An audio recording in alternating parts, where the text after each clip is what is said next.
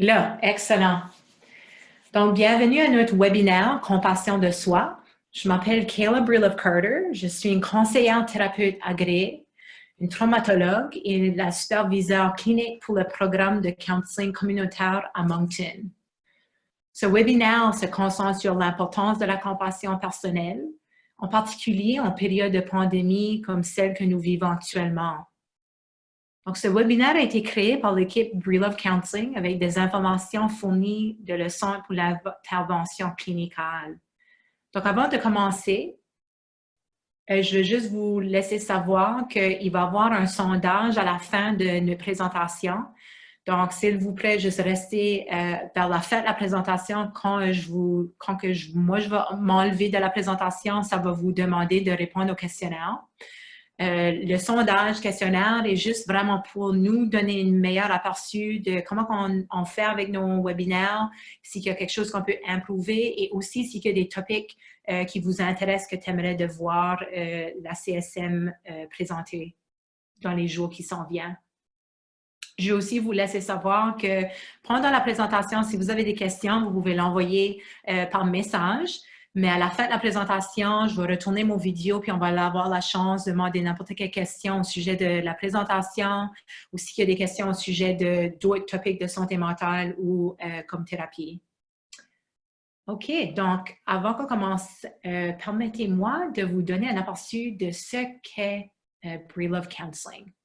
En utilisant une approche basée sur une compréhension du traumatisme, nous supportons une pratique intégrative axée sur le partenariat communautaire et privé. Notre spécialité s'étend de la santé mentale générale, de l'art thérapie, des adversités, des traumatismes, à la psychologie nutritionnelle pour les personnes âgées de 18 ans et plus. Nos objectifs est d'aider les individus à renforcer leur résilience et à guérir. Nous y parvenons en explorant les opportunités de bien-être et d'indépendance, d'écoute sans jugement et de plans de traitement personnalisés. Breelove Counseling contribue aux efforts d'une communauté résiliente. Depuis 2012, nous nous sommes concentrés sur le service qui soutient et renforce le bien-être, la sensibilisation et la résilience. Ces objectifs est également un élément central de notre programme de placement en stage, notre programme de counseling communautaire, qui est en partenariat avec l'Association canadienne pour la santé mentale du Nouveau-Brunswick, le bureau de Moncton. Ce programme offre une thérapie de conseil gratuit pour ceux qui ont de besoin, y compris aussi notre clinique de counseling que nous avons pu rendre en ligne pendant cette pandémie. Donc, une autre note aussi, la CSM fait juste d'envoyer un message à tous nos partenaires et aussi au public pour dire que la clinique de counseling est ouverte et accessible en ligne pour eux qui l'ont de besoin. Il y a 5 sujets principaux sur lesquels nous allons explorer aujourd'hui.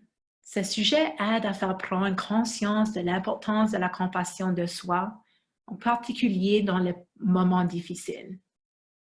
Pour suivre le déroulement de notre webinaire, comme mentionné avant, j'aimerais vous encourager à poser des questions par message uniquement. À la fin, nous répondrons aux questions par vidéo et par message aussi. J'espère que ce webinaire apportera de nouvelles compétences et de meilleures expériences pour vous tous.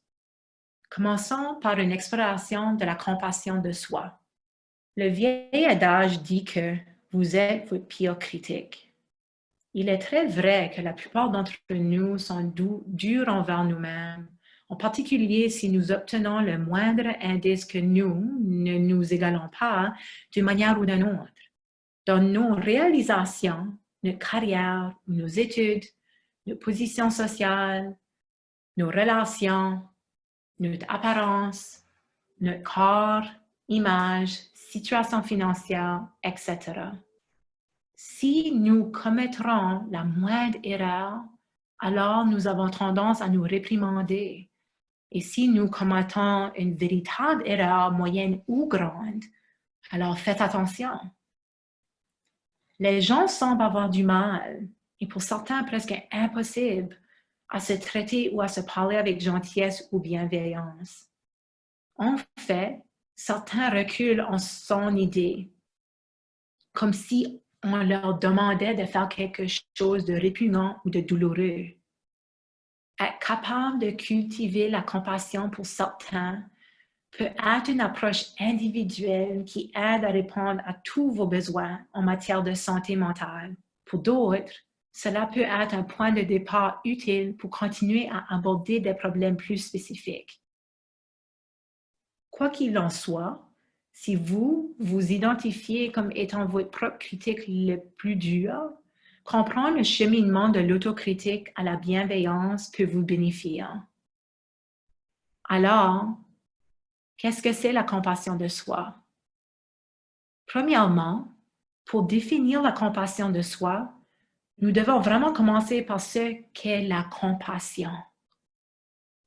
La compassion est une attitude qui implique une variété de sentiments, de pensées, de motifs, de désirs, de pulsions et de comportements qui peuvent être dirigés vers n'importe quel être, que ce soit nous-mêmes, une autre personne, des animaux, une société, l'environnement.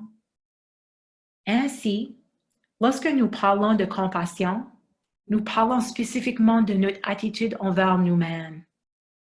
La compassion de soi utilise la pleine conscience, la bienveillance de soi et la connectivité pour manifester des opinions inconditionnelles envers nous-mêmes. Nous donnons le sentiment que nous avons une valeur, un amour et une bonté inconditionnelle envers nous-mêmes. Paul Gilbert et Kirsten Neff sont deux professionnels dans le domaine de la compassion de soi, probablement un des plus grands leaders dans ce domaine. En tant que tel, leur enseignement met l'accent sur 4 éléments clés à considérer lors de la pratique de la compassion de soi-même. La conscience n'est une. Être attentif ou sensible au fait qu'une sorte de souffrance se produit. Maintenant, la souffrance pourrait signifier une lutte douloureuse avec la douleur émotionnelle, la douleur mentale, la douleur physique ou tout ce qui précède. Un autre clé, c'est normaliser. Reconnaissant que l'expérience de ce type de douleur est universelle, nous ressentons tout de la douleur à un certain point à des degrés divers. Le fait que nous éprouvons de la douleur n'est pas une faute ou un échec de notre part. Nous ne sommes pas responsables de notre douleur et nous ne sommes pas seuls dans notre douleur. La gentillesse. Ne pas fuir ou ignorer la douleur, mais la rencontrer avec des sentiments de gentillesse, de chaleur et d'inquiétude. Et l'allègement. Concentrer notre énergie sur les moyens de soulager la douleur, ce qui peut être en fournissant davantage de confort et des actions de bienveillance, en fournissant une perspective utile concernant le problème ou en ayant la force et le courage de prendre d'autres mesures nécessaires pour résoudre le problème rencontré.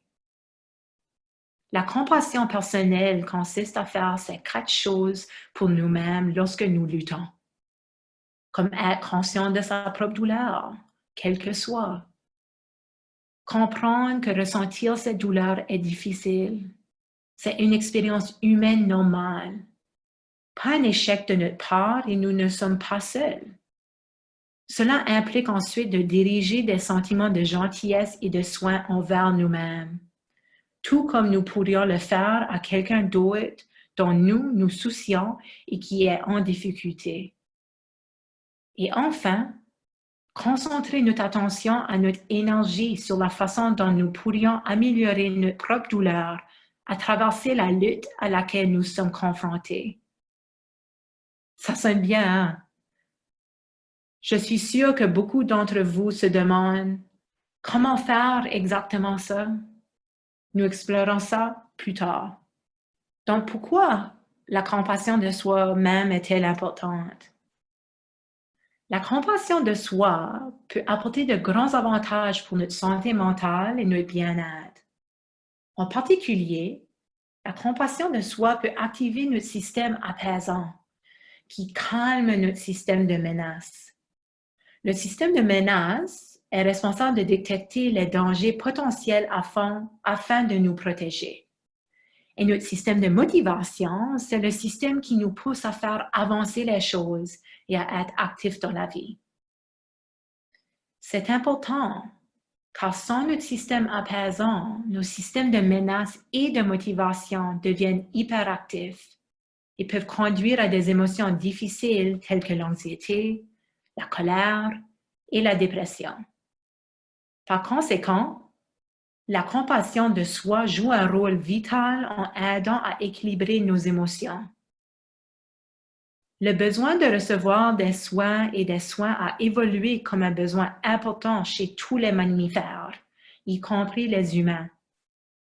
Être soigné dès la naissance est vital pour notre survie et sans lui, nous avons du mal à prospérer. Certains d'entre nous ont malheureusement vécu ce que nous appelons des expériences d'enfance défavorables. À la suite de ces adversités, notre système de réponse au stress et de menace est hyperactif. Certains d'entre nous, tout le temps. D'autres, pour les plus petites circonstances. Alternativement, le succès de la race humaine en tant qu'espèce dépendait de notre attention et de notre motivation à soigner les autres êtres. En réflexion avec la pandémie que nous connaissons toutes dans le monde, c'est maintenant le moment où la compassion de soi peut nous profiter le plus. Lorsque la compassion personnelle fonctionne bien, nous travaillons ensemble, nous nous soutenons mutuellement, nous nous épanouissons et avons de la résilience. La recherche démontre que la compassion de soi est fortement liée à notre santé mentale et à notre bien-être. Une partie importante du travail que je fais dans le cadre de mon rôle de traumatologue est d'aider les individus à explorer leurs avantages de la compassion de soi-même. Cela joue un rôle clé dans le rétablissement et l'augmentation de la résilience vicarieuse, dans certains des cas les plus difficiles et complexes que j'ai comme client. Cela se reflète même dans les études, où ils ont constaté que ceux qui sont plus compatissants envers eux-mêmes ont tendance à avoir moins de problèmes de santé mentale, comme la dépression, l'anxiété et le stress. Mentionné plus tôt, les études et la recherche établissent un lien clair entre la compassion personnelle et une bonne santé mentale. En termes plus spécifiques, les individus qui pratiquent la compassion de soi sont plus heureux, moins stressés et ont plus de résilience vicarieuse. En réalité, cependant, je pense que nous pouvons être honnêtes avec nous-mêmes en reconnaissant que notre santé mentale est actuellement testée. Beaucoup d'entre nous ont du mal à rester heureux, sont extrêmement stressés et se battent pour maintenir leur résilience. En tant qu'êtres humains, nous avons des décennies d'adversité qui ont amené notre espèce à s'adapter et à prospérer de manière résiliente. Il faut une vulnérabilité, un courage et une volonté de survie considérable pour aller aussi loin que nous le faisons collectivement. Mais surtout, cela a pris une ampleur de compassion. Il est normal d'admettre que les choses ne vont pas bien. Lorsque vous pratiquez la compassion, vous vous donnez la permission de continuer à apprendre et à comprendre les avantages de cette façon d'être envers vous-même. Lorsque nous luttons contre la compassion, nous souffrons intérieurement. La souffrance peut créer des cas d'intolérance et des situations qui menacent nos valeurs, des choses comme des pensées inutiles sur nous-mêmes, des échecs perçus, des comportements à risque, des croyances créées par des expériences négatives et la violence. Lorsque nous donnons permission à être bons envers nous-mêmes, nous donnons littéralement à notre corps une libération d'oxytocine. Cette hormone, qui se relève également libérée lorsque le parent et l'enfant se lient, ou même en accompagnant humain et chien. Cette hormone favorise la liaison et la proximité et est particulièrement active lorsque nous nous retrouvons nurturés. Donc, pour ceux d'entre vous qui peuvent avoir connu des adversités dans l'enfance, le rejet, l'abandonnement ou la violence, lorsque vous pratiquez la compassion de soi-même, vous invoquez l'éducation pour vous-même. Cela peut aider à guérir les blessures passées de ces expériences adverses. Quand j'ai dit que la compassion de soi aide à équilibrer les émotions, cela signifiait au sens littéral qu'elle libère de l'oxytocine qui calme les individus. À l'extérieur, cela peut être perçu comme faisant des choix sains pour votre bien-être, y compris les soins personnels, l'établissement des limites saines, le respect intentionnel de vos valeurs, une alimentation consciente et des relations saines. Il est également important de reconnaître que parfois, comme notre situation très réelle et très actuelle, il peut devenir difficile de pratiquer la compassion personnelle comme je l'ai décrit. Comprendre comment votre système de menace est hyperactif peut vous aider à pratiquer la compassion de soi lorsque vous reconnaissez si la menace est perçue ou réelle. Comme exemple, nos systèmes de menace se sont suffisamment activés pour nous aider à répondre à cette pandémie, en prenant individuellement des précautions, comme pratiquer l'éloignement social, se laver soigneusement les mains et rester informé grâce à des sources fiables, telles que le Centre de lutte contre les maladies, l'Organisation de santé mondiale ou aussi nos médias locaux de confiance. La compassion de soi peut nous aider à amortir les erreurs supplémentaires du système. Les interprétations erronées ou les croyances perçues peuvent enflammer le système de menace. Votre propre système de motivation est un autre système qui vaut la peine d'être compris. Nous savons que notre système apaisant aide à réduire les résultats inutiles d'une menace ou d'une conduite hyperactive. Mais certains d'entre nous pourraient se demander, le système de motivation n'est-il pas utile pour nous? Puisqu'il nous motive à faire avancer les choses, à être actifs dans notre vie? Absolument. En même temps, des choses comme les opinions sociétales, les perceptions et les croyances déformées nous risquent également de travailler ce système avec le temps et nous pouvons être épuisés par le besoin de réaliser et la peur de l'échec. Reconnaître votre tolérance à votre système de motivation peut vous aider à améliorer votre santé mentale et votre bien-être. Se sentir mal envers nous-mêmes, pour quelque raison que ce soit, devrait être le signe que l'un de ces systèmes se glisse pour devenir hyperactif. Savoir quand votre système apaisant est activé est tout aussi utile. Cela aide à construire une fondation à laquelle vous reconnaissez les diverses pensées, sentiments et comportements associés au fait d'être dans le système apaisant.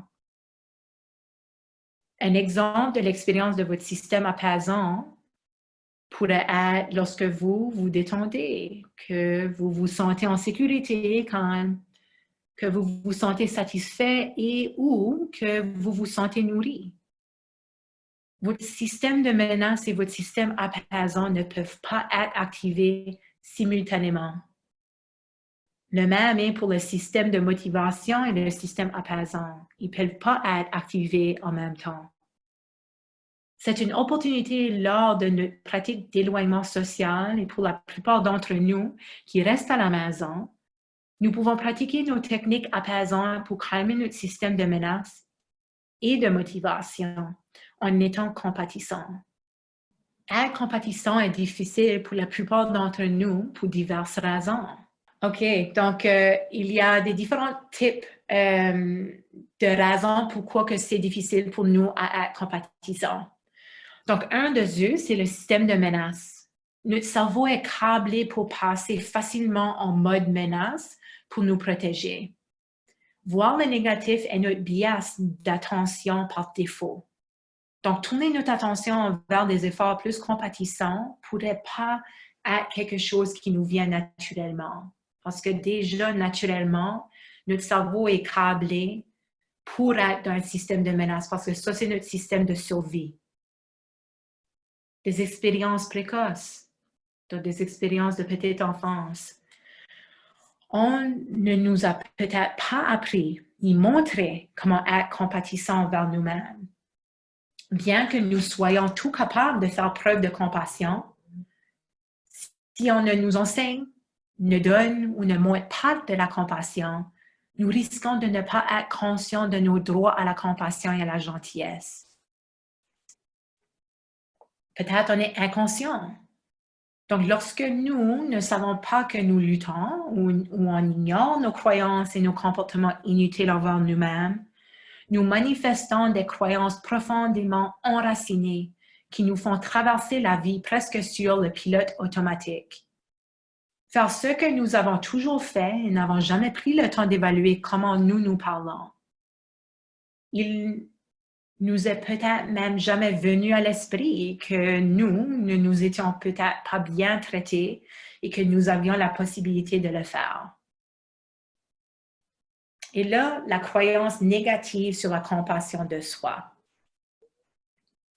Lorsque l'on nous enseigne différemment ou lorsque les avantages de la compassion de soi ne sont pas souvent évoqués, nous pouvons créer des croyances négatives sur la compassion de soi. Après tout, nous sommes humains, nous aimons la prévisibilité et la certitude. Si nous pouvons être certains qu'il n'y a aucun avantage à la compassion de soi, alors vos choix peuvent devenir plus prévisibles. Lorsqu'ils sont plus prévisibles, comme mentionné précédemment, cela peut créer des croyances en pilotage automatique. Certaines de ces croyances peuvent nous faire penser que peut-être la compassion de soi est trop délicate ou ça démontre la paresse ou même être gourmand. La réalité est que la compassion personnelle n'est pas une de ces choses.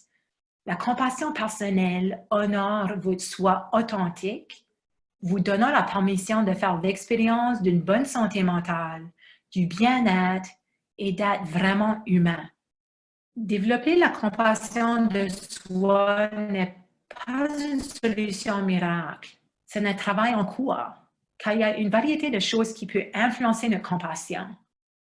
Il y a 4 aspects d'un cycle d'autocritique, avec 3 qui nous restent coincés dans le cycle de la critique. Le premier aspect est le déclencheur. Il s'agit d'une situation, d'une pensée, d'une émotion ou d'une sensation physique. Après, le déclencheur est réaliste. Ça déclenche maintenant le système de menace qui devient activé. Donc, au cours de ce système, il y a 3 réponses qui sont invoquées. Une réponse émotionnelle, qui pourrait être la colère, l'anxiété, la dépression.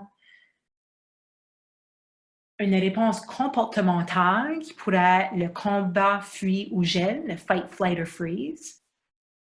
Et un comportement ou une réponse physique, donc l'excitation, la tension, l'augmentation de la fréquence cardiaque ou la désexcitation, donc la fatigue, ou se sentir super fatigué, la batterie faible, etc.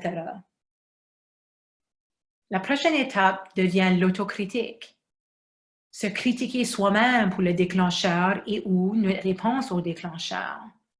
Donc, renforcé par le manque de sensibilisation, peut-être à cause qu'on a des croyances positives au sujet de l'autocritique, ou aussi on a peut-être des croyances négatives au sujet de la compassion. Et ça, tout d'abord, conduit à des conséquences. Les conséquences est que le système de menace reste actif et les réponses se poursuivent.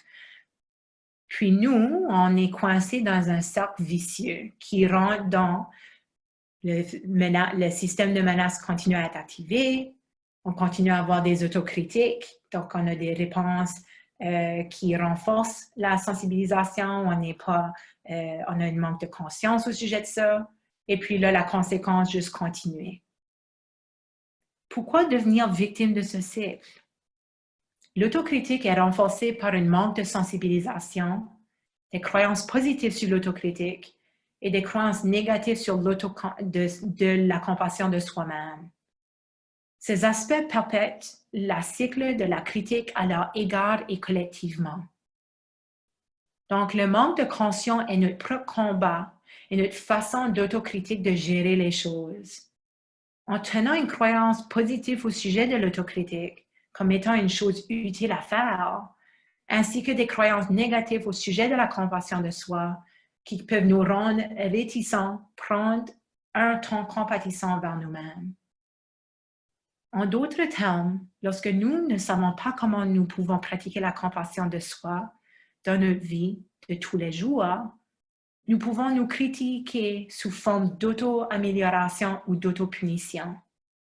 Cela conduit à une croyance négative au sujet de la compassion de soi-même, en ce sens qu'elle ne nous profite pas réellement à long terme. Comme dans, il y a toujours place à l'amélioration, ou nous pouvons toujours faire mieux, ou nous devrions faire mieux, etc. Je suis tellement idiot. Je ne peux pas croire que je l'ai fait. Je suis tellement inutile. Je dois faire mieux. Je devrais faire mieux. Les autres ne font pas telle erreur stupide. Je ne suis tout simplement pas assez prudent. Je n'ai jamais été assez prudent.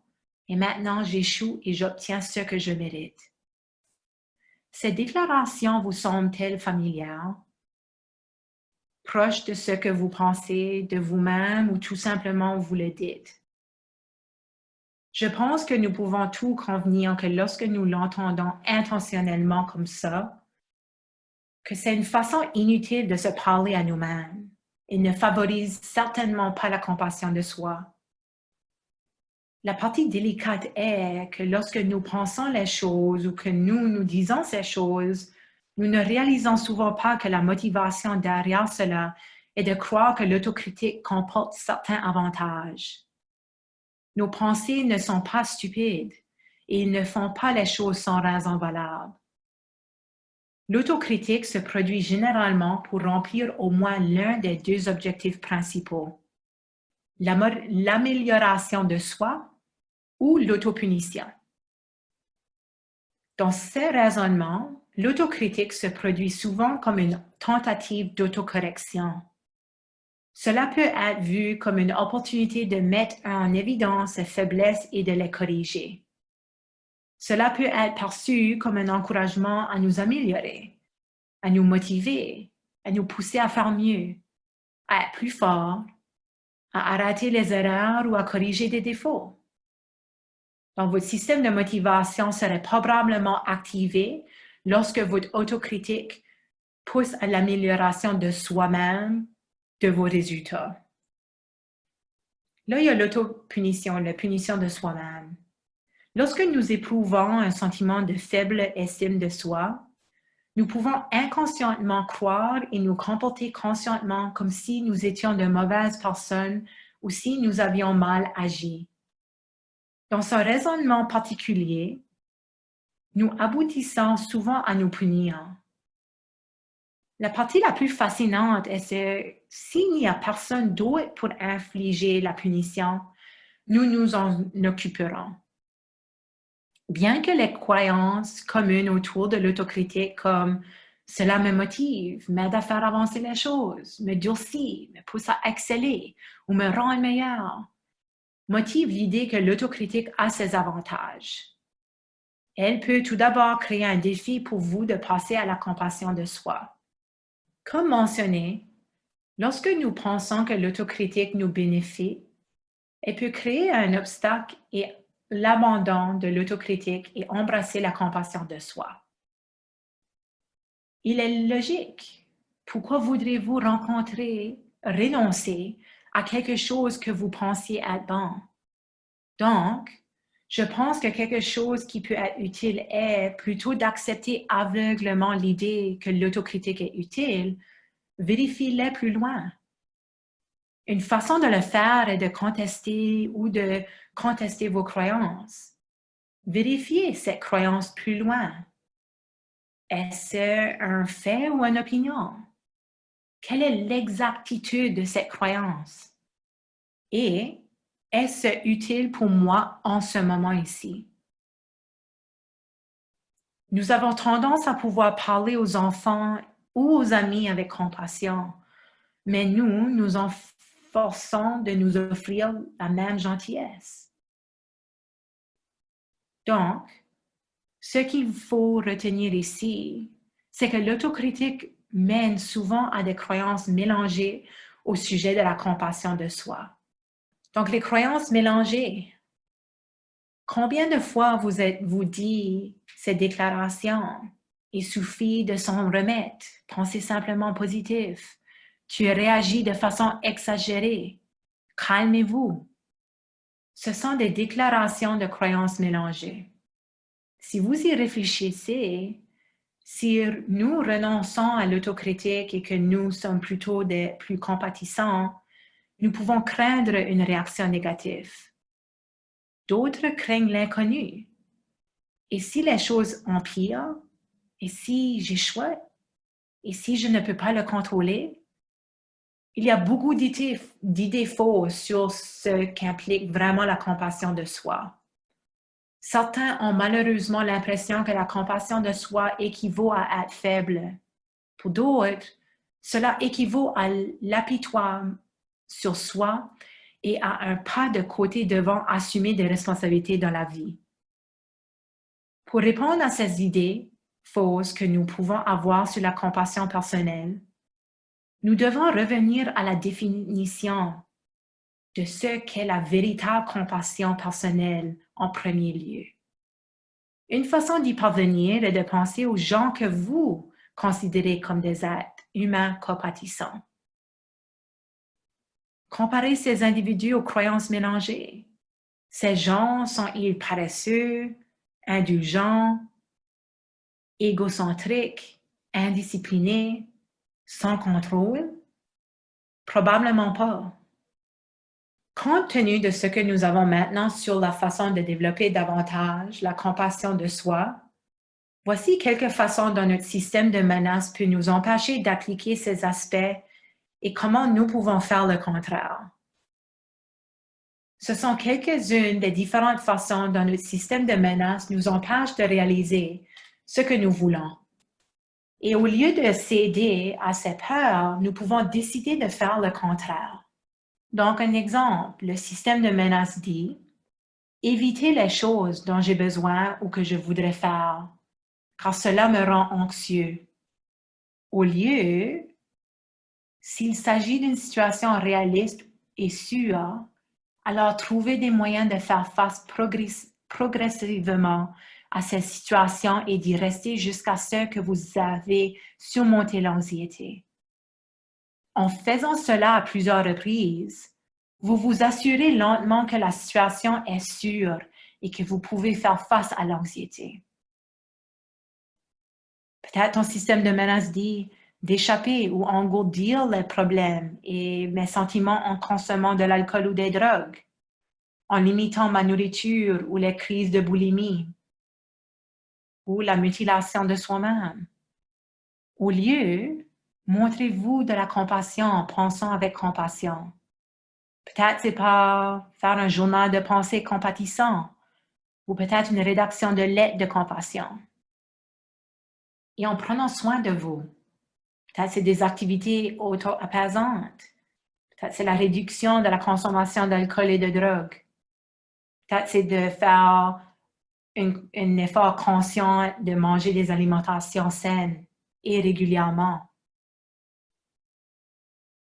Ou peut-être ton système de menace dit de t'isoler de tout le monde et de tout pour ne pas se blesser. Au lieu, prenez soin de vous et prenez soin des autres. Connectez-vous avec les autres en faisant des choses gentilles pour eux.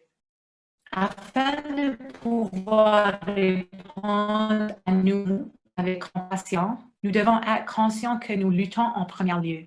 Nous devons être conscients lorsque nos pensées sautent dans les pensées autocritiques, ce qui ne fait que nous manifester encore plus nos luttes.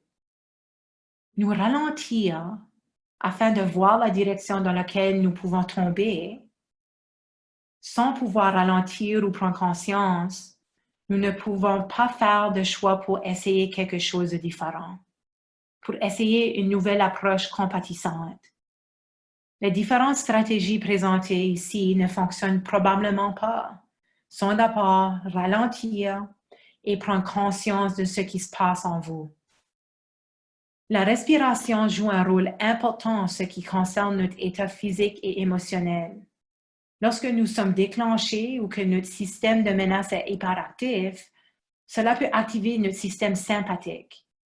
Ce système est responsable d'accélérer notre corps, ce qui signifie que notre rythme respiratoire peut s'accélérer et un certain nombre d'autres changements physiologiques commencent. Cela est de nous aider à combattre, fuir ou geler. La pratique des techniques de respiration ralentit les pensées et le corps de mode menace et mode auto-apaisant. Il existe plusieurs styles différents d'expériencer des respirations profondes. L'une que j'ai tendance à utiliser avec mes clients en session est la méthode 4-7-8. Vous expirez par le nez pendant 4 secondes, retenez votre respiration pendant 7 secondes, puis expirez avec les lèvres froncées pendant 8 secondes.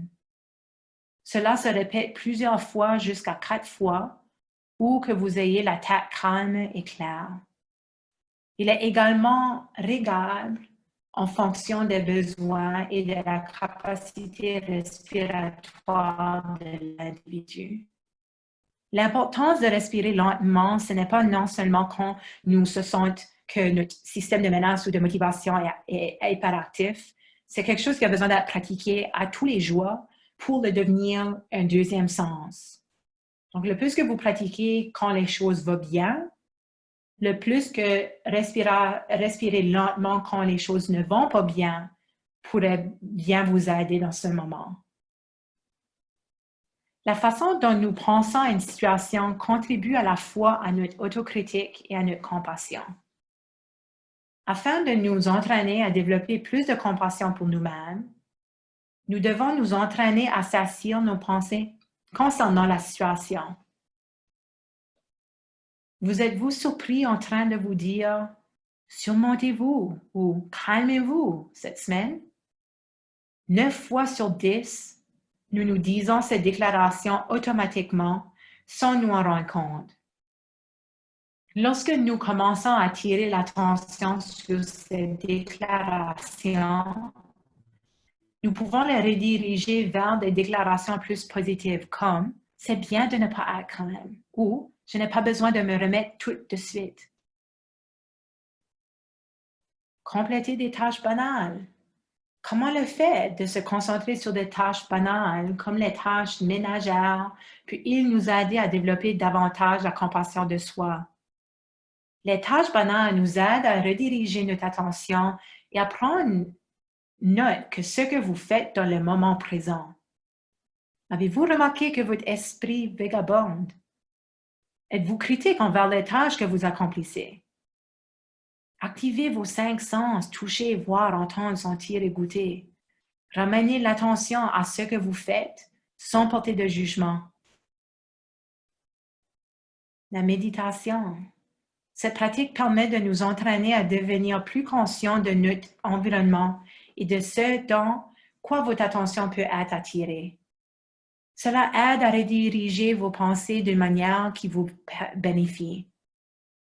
Et finalement, pratique, pratique, pratique. Le titre dit tout. Vous ne pouvez pas vous améliorer dans quelque chose si vous ne pratiquez pas. Soyez doux envers vous-même. Il faudra du temps pour développer des compétences de la compassion de soi, mais cela peut arriver. Il vous suffit de vous entraîner. Participer et pratiquer à ces 5 actions peut vous soutenir dans votre cheminement vers une vie de compassion avec vous-même. La vie de compassion est la capacité de vous montrer au quotidien la gentillesse, le respect et la chaleur grâce à la pratique de la compassion. La compassion de soi ne devient pas simplement une routine. C'est plutôt une attitude que vous dirigez vers votre style de vie. Je reconnais que développer la compassion de soi n'est pas une solution miracle et que ce sera certainement un travail en cours.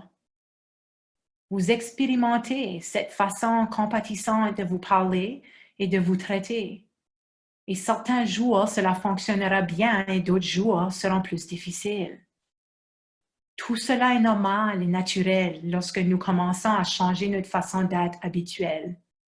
Bien que nous ayons exploré des moyens de pratiquer la compassion de soi, je dois également mentionner qu'il n'y a pas de comportement unique qui va de pair avec la compassion de soi. Cela dépend vraiment de votre situation. Donc, pour simplifier, divisons le comportement de la compassion de soi en 3 catégories. Catégorie 1 est prendre soin de nous. Catégorie 2 est prendre soin des autres. Et catégorie 3 est prendre soin des affaires, donc s'occuper des choses que nous devons faire. Faire des choses aimables pour nous-mêmes, en particulier lorsque nous luttons, tout comme nous le ferions pour essayer d'aider un ami dans le besoin, peut nous aider à faire face et à traverser des expériences émotionnelles difficiles. Le but de prendre soin de nous-mêmes n'est pas d'enlever notre douleur émotionnelle ou de résoudre le problème actuel, mais de voir ce qui se passe lorsque nous choisissons d'être gentils avec nous-mêmes, en nous impliquant dans les activités qui reflètent la gentillesse et les soins personnels. Faire preuve de la compassion envers les autres est une façon d'aider à construire notre propre compassion. Plus nous passons de temps à faire preuve de la compassion, que ce soit avec nous-mêmes ou envers les autres, plus notre système apaisant est actif. Et donc, mieux c'est pour notre santé mentale et notre bien-être. Prendre soin des autres n'est pas la même chose que d'être passif, non assertif ou soumis aux demandes des autres. Il ne s'agit pas seulement de faire ce que les autres vous disent de faire. Prendre soin des autres doit être motivé par une gentillesse en nous que nous voulons montrer aux autres d'une manière ou d'une autre par notre comportement aimable. Il ne s'agit pas simplement de se rendre aux autres et de faire des choses que les autres nous disent de faire, ce que nous ne voulons pas vraiment faire. Ces comportements peuvent conduire au ressentiment, à l'épuisement professionnel et dans certains cas à la fatigue de compassion. En pensant aux différentes façons dont nous pourrions prendre soin des autres, nous pourrions commencer à remercier quelqu'un proche de nous pour ce qu'il fait pour nous. Planifier un acte ou une attitude aimable pour quelqu'un qui nous tient à cœur. Faire quelque chose de bienfaisant pour remontrer le moral de quelqu'un dont nous tenons au cœur. Ou de complimenter quelqu'un dont nous tenons au cœur aussi. Faire preuve de bonté envers les étrangers. La compassion ne concerne pas seulement le genre de choses chaudes et floues. C'est important, mais ce n'est pas la seule chose qui comprend la compassion. Être compatissant implique également des choses difficiles, comme le courage, la vulnérabilité et la force pour faire face à nos luttes. C'est prendre soin des affaires lorsque vous faites face aux problèmes, plutôt que vous en échapper et de faire ce que nous pouvons pour essayer de les résoudre. Cela ne signifie certainement pas que tous les problèmes peuvent être résolus comme nous le prévoyons. Et dans ces situations, prendre soin de nous avec des activités apaisantes pour nous-mêmes et une pensée compatissante est particulièrement important pour nous aider à traverser des moments difficiles que nous ne pouvons pas faire beaucoup de choses. Avec de nombreux problèmes, il peut y avoir des choses que nous pouvons essayer, des actions que nous pouvons prendre. Faire ces choses peut nous conduire à nous sentir un peu moins impuissants et un peu moins désespérés. Cela vous donne également l'occasion d'explorer des actions opposées. Nous avions exploré certaines actions opposées il y a quelques affiches plus tôt, je crois que c'était la page 14 de la présentation. En participant et en pratiquant des moyens de stimuler les systèmes apaisants, nous pouvons commencer à cultiver une attitude de gentillesse, de chaleur, de compréhension et de force en nous, puis utiliser cette attitude pour répondre à nos propres luttes, plutôt que de revenir à notre autocritique habituelle. Nous avons déjà parlé auparavant, la menace et le système apaisant ne peuvent pas être actifs en même temps, que ce sont des expériences incompatibles. Lorsque vous répondez de manière compatissante, vous démarrez votre système apaisant en respirant lentement et en redirigeant votre attention. Vous pouvez aider votre système apaisant à rester actif et à calmer le système de menace et toutes les réponses émotionnelles, comportementales et physiques. Vous vous donnez ensuite la possibilité de faire place à des sentiments de chaleur, d'apaisement, de sécurité et de calme. Sortir du cycle d'autocritique et entrer dans le cycle de compassion de soi se produira assez facilement à certaines occasions et pas tellement à d'autres. En gardant cela à l'esprit, il peut être utile de participer et de pratiquer diverses formes de techniques d'apaisement de soi-même.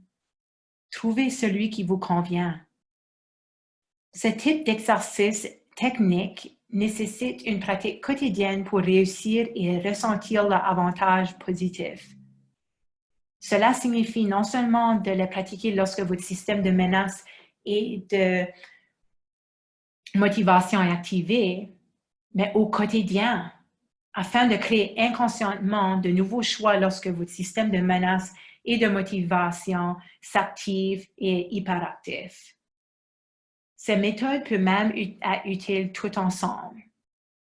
Donc, la respiration consciente, l'exercice de changement de l'attention ou d'engager vos sens. Posez-vous les questions suivantes pour engager vos sens. Que pense-je et que ressens-je? Que dit mes pensées et que fait mes pensées? Qu'entend mes pensées? Que voient mes pensées?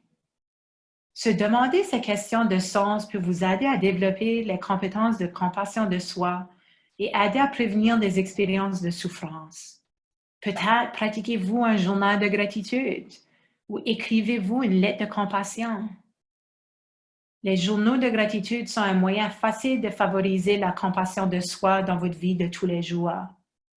Vous écrire une lettre de compassion peut vous aider à créer une perspective plus gentille, plus équilibrée et utile sur tout ce qui vous dérange dans la vie.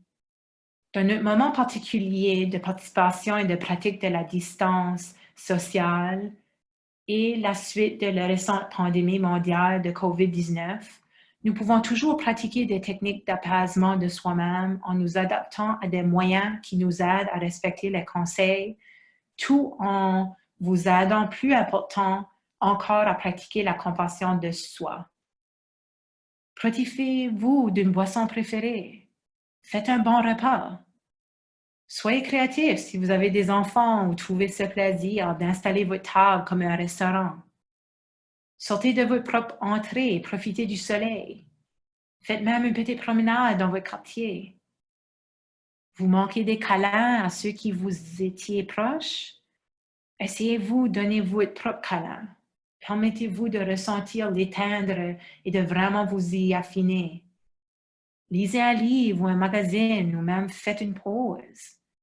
Il peut sembler que tout ce que vous faites est de faire une pause, mais prenez-vous ce moment intentionnellement. Avez-vous remarqué un motif avec ces techniques d'apaisement de soi-même? Ils sont axés sur le changement de votre comportement et vous accordez du temps pour vous détendre. Si vous éprouvez des difficultés à tester ces activités, créez un programme d'activité hebdomadaire. Accordez-vous des moments spécifiques pour effectuer des tâches spécifiques, tout en essayant de maintenir l'acceptation et la gentillesse à travers tout cela. Être compatissant implique une acceptation de l'imperfection humaine. Reconnaissez et donnez-vous la permission de vous honorer et de respecter le fait que vous pourriez ne pas être parfaitement compatissant envers vous-même ou les autres tout le temps. Reconnaissez plutôt que plus vous passez de temps en mode compassion, plus votre santé mentale et votre bien-être vous remercient. Votre respiration lente et de nouvelles perspectives sont votre clé pour la compassion personnelle. C'est aussi la même clé pour activer votre système apaisant. La compassion de soi est utile dans tout ce que vous traversez. Apporter une attitude de la compassion de soi à tout ce que nous faisons dans la vie peut nous aider à ressentir un contentement plus général et rendre plus facile les difficultés que nous pouvons affronter. Donc, il fut un plaisir de partager les connaissances de notre équipe de la compassion de soi. J'espère que vous avez acquis de nouvelles compétences ou cela a aidé à réfléchir davantage sur la réflexion sur soi. Maintenant, je vais arrêter de partager la présentation, puis je vais retourner à vidéo. On va prendre un moment pour n'importe quelle question que vous avez peut-être. Aussi, si que vous pouvez, verbalement, vous pouvez envoyer des questions pour répondre et aussi envoyer un message sur le côté. J'aimerais aussi vous inviter à continuer à partager ou connecter avec l'Association canadienne de santé mentale au Nouveau-Brunswick. Il y a plusieurs d'autres webinaires. J'aimerais aussi vous prendre le temps après cette présentation pour répondre au sondage, puisqu'on peut savoir quel autre topic que vous êtes intéressé à avoir des présentations dessus. Et je voulais aussi vous laisser savoir que nous avons un programme de clinique de counseling. Pour ceux qui sont peut-être sur la liste de distribution, vous avez reçu le courriel, mais je vais juste le faire auparavant, que quand vous contactez la CSM du Nouveau-Brunswick, vous pouvez les demander au sujet de le service de counseling en ligne clinique. Donc, une question qu'on a, c'est que pour eux, l'autocritique est très néfaste. Alors, comment aider une habitude depuis ma jeunesse, comme me comparer aux autres et toujours sentir que je ne suis pas assez bonne? Puis ça, je crois que c'est une vraiment belle question. La plupart du temps, ça peut être un petit peu difficile, spécialement quand on a des expériences de l'enfance. Donc, la première pratique est vraiment de pouvoir être conscient de cette autocritique-là.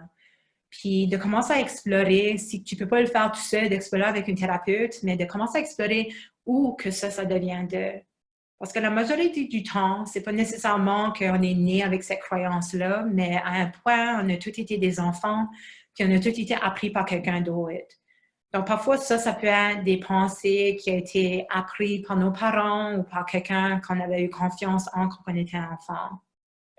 Donc, une des manières, comme que je dis, c'est de reconnaître qu'on fait ces autocritiques-là, puis de commencer à les demander la question de, tu sais, comment vrai que c'est, puis si tu as une opinion, puis qu'est-ce qui est factuel. Puis plus important de savoir comment que ça m'aide dans ce moment ici. C'est définitivement un cheminement qui peut prendre du temps, mais c'est pas impossible. Mais ça prend beaucoup d'intention, puis de juste avoir la pleine conscience, puis avoir de la compassion en soi-même, de savoir que, je ne suis juste seulement un humain, que je ne fais pas les choses parfaites, puis que je fais des erreurs.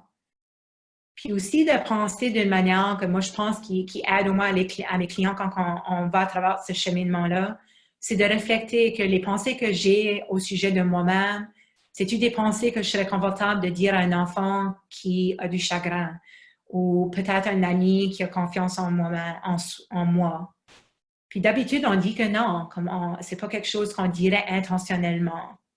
Donc, quand on peut devenir plus à l'aise, puis plus réflectif, puis vulnérable avec nous-mêmes, puis commencer à bâtir une meilleure relation avec nous-mêmes, là, ça fait plus facile de pouvoir contrôler ou au moins faire la demande de qu'est-ce que ces autocritiques ici, puis ils vont-tu vraiment m'aider dans cette situation particulière? Donc, j'espère que ça aide un petit peu. C'est quand même une question qui est pas mal large parce que c'est un processus, mais ça peut vraiment aider de pouvoir réfléchir dessus qu'est-ce qui était ma vie d'enfance, puis qu'est-ce qui aurait pu contribuer à le développement de cette autocritique-là. Je vais aussi mettre, j'ai un message ici, mais je vais aussi mettre un message à tout le monde, mon courriel électronique, en cas que vous avez des questions que vous voulez peut-être me demander après cette session, pour que vous pouvez être en contact avec moi. Donc, s'il y a des questions au sujet de des ressources ou des choses comme ça, je peux l'envoyer par courriel plus tard.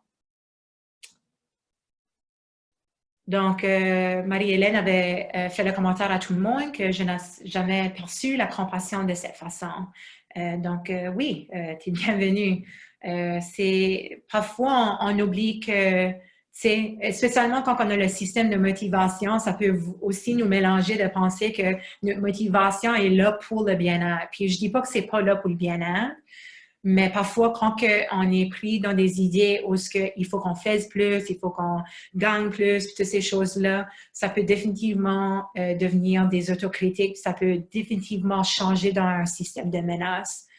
Donc, quand on peut regarder la compassion comme c'est quelque chose qui est naturel puis normal, puis nous, on a tout le droit de ça, ça peut le faire un petit peu plus facile à aborder une présence plus compassionnante envers nous-mêmes.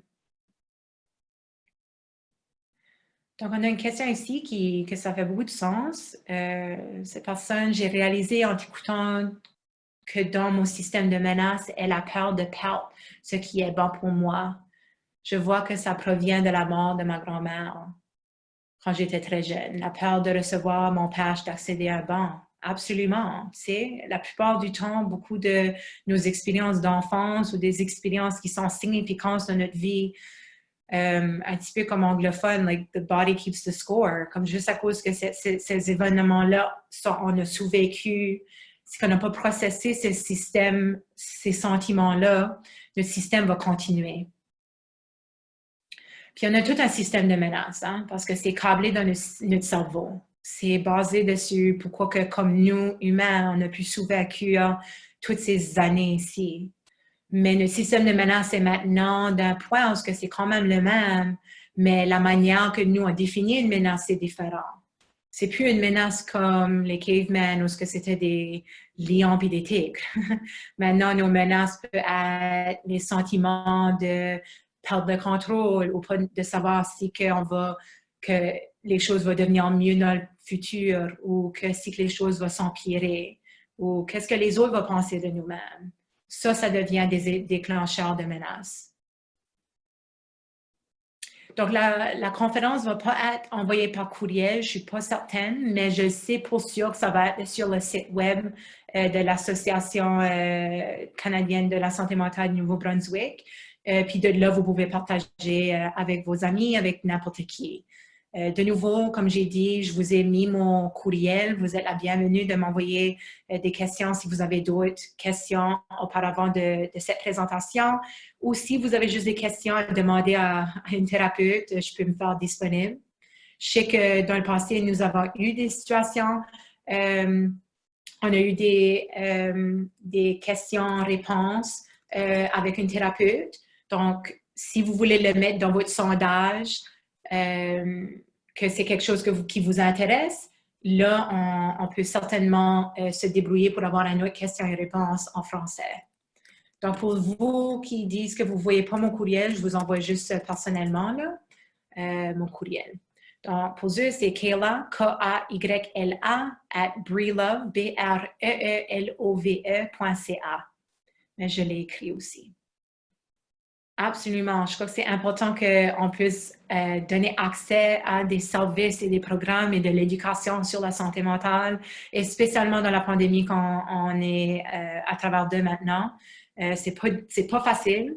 Je n'avais dit avant que, tu sais, la situation d'avoir besoin de s'éloigner socialement, c'est quelque chose qui est très difficile pour la plupart de nous parce qu'on est humain. Ça, c'est basé sur nos bien-être, de pouvoir être connectés. On est des mammifères sociaux, donc c'est important pour nous à être connectés. Il faut aussi qu'on comprenne aussi que comme, je pense à les astronautes, puis eux vont à travers des testings psychologiques assez extrêmement épuisants simplement pour avoir le OK pour aller dans l'espace. Puis nous, on n'a pas fait de tests psychologiques, puis on est demandé de quand même se mettre dans parfois des espaces petits ou nous prévenir de pouvoir vraiment être aussi libre qu'on peut être. Donc, au sujet du stress financier, je crois que vraiment, c'est l'idée que, partie d'avoir la compassion de soi-même, je trouve tout le temps avec des clients, je divise qu'il y a la situation, dans ce cas ici, ça peut être le stress financier. Donc, c'est quelque chose que, comme c'est, financièrement, il y a certaines choses qui se passent qu'on n'a pas le contrôle de. Puis, on a un autre aspect, le sentiment qu'on ressent de cette situation. Donc, financièrement, il y a des choses, puis le stress. Donc, quand on peut vraiment commencer à reconnaître qu'est-ce que c'est au sujet du stress, à la part d'essayer de contrôler notre situation, là, ça nous donne plus de flexibilité de commencer à appuyer de certaines façons pour nous aider. Donc, calmer le stress financier pourrait être la même chose de développer des compétences de compassion de soi-même, de nous laisser savoir que c'est ce que c'est, que oui, c'est difficile, c'est correct d'être stressé, c'est une situation vraiment commune pour des situations comme ça. Et aussi peut-être de commencer à regarder un plan d'action. Maintenant, je sais qu'on a fait une vidéo dessus l'isolement social a changé dans la compassion de l'éloignement social. Il y a des pages d'activité qui est partie de ça, puis une des pages, c'est le plan d'action. Donc, dans une situation pour le stress financier, je te recommande d'accesser le plan d'action qui pourrait peut-être aider à mettre les choses un petit peu en place.